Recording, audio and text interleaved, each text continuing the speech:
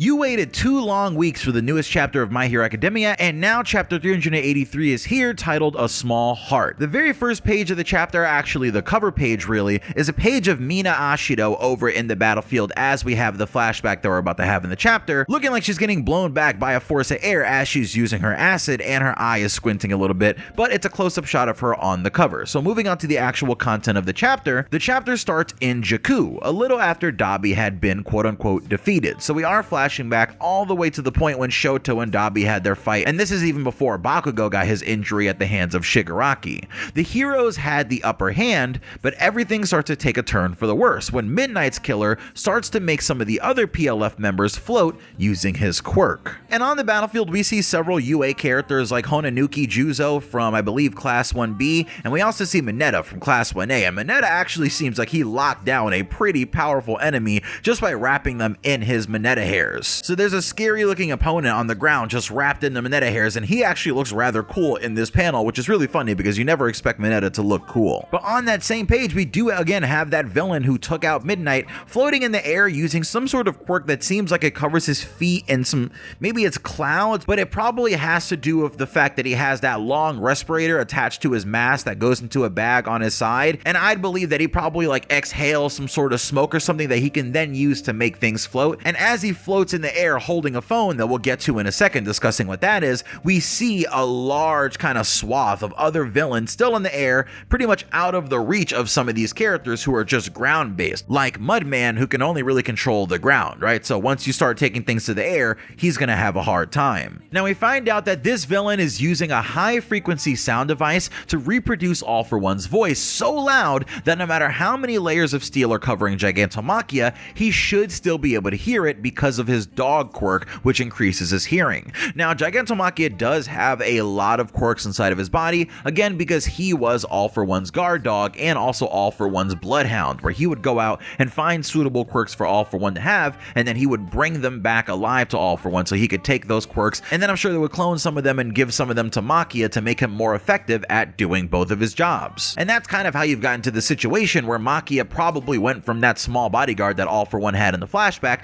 to being this massive, giant, obedient creature. Now, not being ready to completely give up because she knows exactly what's going to go on here, Mount Lady wants to stop this happening at any cost because apparently she knows that they can't let Machia wake up, because if you remember, he threw her around and kind of just handled her very easily. She understands, hey, no, I'm not doing this again. We got him down once. We're not going to be able to do that again. We got to keep him in the ground. She performs a combo with Yui from Class B, who throws a monkey wrench into the air, and you know she can make things bigger with her quirk, so naturally she would actually be the perfect sidekick for Mount Lady because she throws this monkey wrench in the air, and as it spins, it becomes massive, and then Mount Lady grabs it and she tries to use it to attack the villains that are trying to break Machia free, but it's too late. We start seeing the structure around Machia starts to crumble away and it starts to move, and that tells us that Machia has definitely awoken. But in this moment, Kirishima starts doing some quick decision making. Kirishima thinks to himself that one of the preparations that they made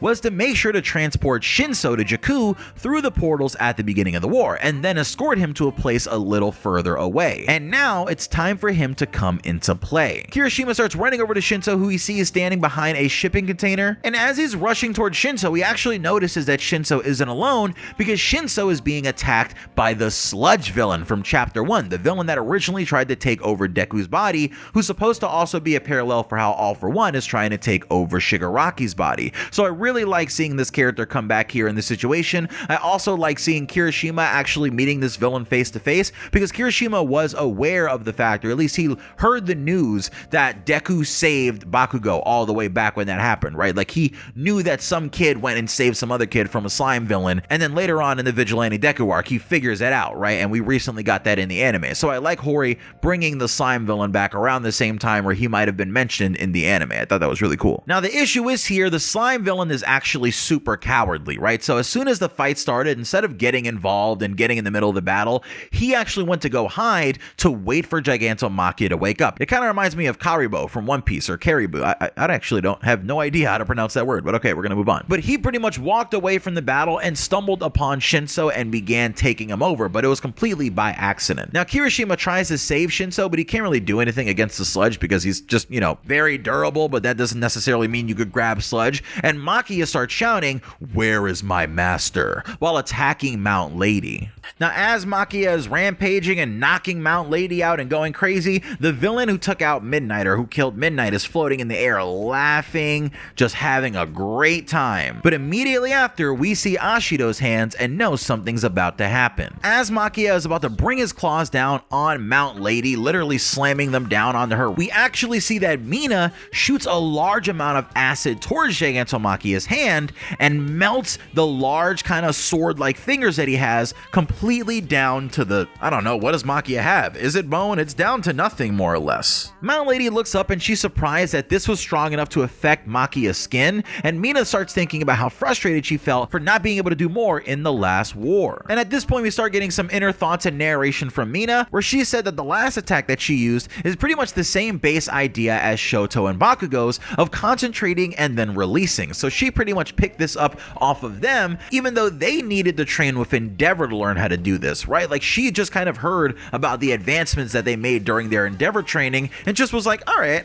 I'm sure I could do that, and just did it. That's really awesome. She then goes, "I will no longer fail to protect what's important to me." And Mina says this as she then skates over and directly attacks the sludge villain, saving Shinso and Kirishima. And to do this, she actually shoves her hand straight into the slime villain using her acid on him and actually starts melting his slime away, causing him to jump away and jump back because he realizes that letting acid mix with his fluids will be really bad for his body composition, and he tries to just get out of there because who knows if he can stop being slime, right? I think he's just slime all the time, so how would he get that out? Shinso says, "Wait," and the slime villain responds mockingly, but it was all just a plan to brainwash him. So of course, Shinso actually manages to brainwash the slime villain here. What are you gonna do with that? Now, one important thing to note on the page of Mina attacking the slime villain is we actually see Mina's appearance is starting to change pretty drastically. We see that at least a third of her face and even down to her shoulder and some of her arms, she's actually started to lose the pink pigmentation in her skin and even the black pigmentation in her eyes.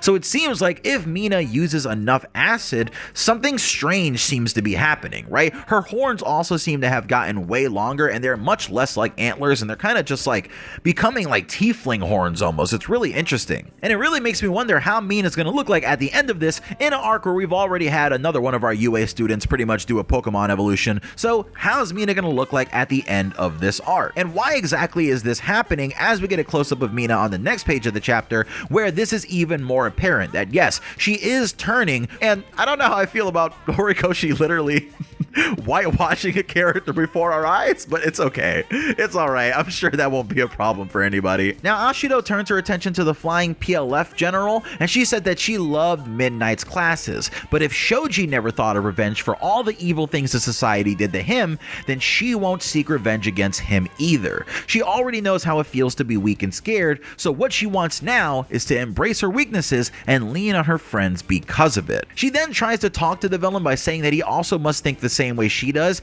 and he remembers Redestro saying that they're all following the same cause. And funny enough, as Mina is kind of giving this Naruto speech, right, like this talk no jutsu speech, and it seems like it might even actually be working, Makia comes through and completely wipes out all of the villains with a good big swipe of his hands, because we see as Shinso uses his capture scarf to get on top of Mount Lady's hands that Shinso has already taken control of Makia. And this happens because Shinso actually copied All for One's voice from Tartarus's records and used that specifically to get a response out of Makia to then brainwash him to tell him to defeat the villains who are floating in the air. Now, because of everything that's happened here, Mina collapses, right? Completely collapses from exhaustion, and Kirishima apologizes for being useless once again. But Mina actually says that she really just paid her debt from him saving her in the last war arc. But it's interesting to note that even after Mina passed out and even after Mina used her special attack, her appearance doesn't change back to normal. So she is going to be forever changed due to what happens in the events of this arc. Now, Kirishima responds to Mina saying that she actually doesn't have any debt to pay because she's always been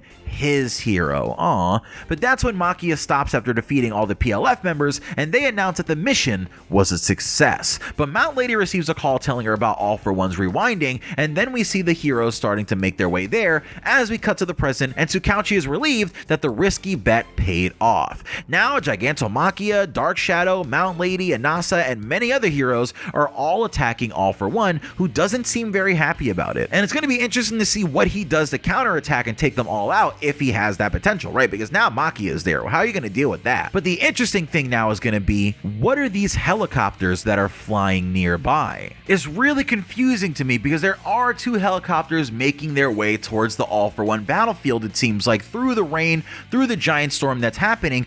But who could that be, right? I see a lot of people on Twitter speculating that it's possibly All Might, but would All Might really have the opportunity to hop on a helicopter on the falling UA skybase, right? Because we saw that he did leave the area Tsukauchi was in, but that's when UA was falling, and then it had to bounce up back in the air because of Gentle's quirk and the engines were back on. So with all the chaos going on in the UA skybase, did All Might actually have time to get on a helicopter and go over to the All for One area? And if anything, would that be selfish because he could have just sent the injured heroes in helicopters over to Central Hospital because their section of the fight seems to be over. So I don't know if it would be All Might, but that does leave me questioning who it could possibly be that is in these helicopters. Now, of course, I want to think that this could potentially also be like some foreign heroes or something like that, because we do know that some of the foreign heroes specifically didn't come to this battle because they were barred to come to this country from their leaders, right? From the leaders of their countries. But now that everything is being streamed worldwide, or at least the Deku battlefield is, it's not unthinkable to think that maybe new people are starting to connect with Tsukauchi and be sent to different battlefields depending on where they need them the most. So it's going to be very interesting to see